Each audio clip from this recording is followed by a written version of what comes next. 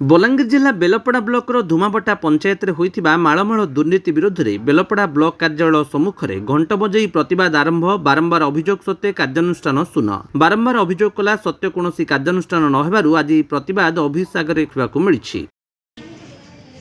मोना सिपुन कुमारी कोसो राज्य मुक्ति मोर्चा राज्य साधारण संपादक। देखुन आमर धुमाबटा पंचायत में माड़माड़ दुर्नीति होइछे, लक्षाधिक टंकार दुर्नीति होइछे, किंतु जेते भी अभियोग कले भी जहाँ भी कले भी प्रशासन सुनबार नहीं। ब्लॉक रु फाइल आगे काली बढ़वार केनसी तदंत नहीं, केनसी रिपोर्ट नहीं।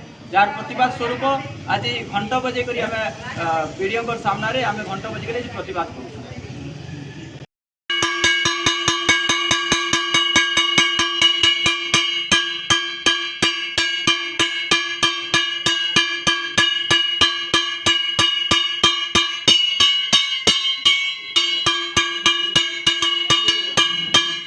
बलांगीर अंजु पृष्टि रिपोर्ट विश्व विजयी न्यूज ओडिशा।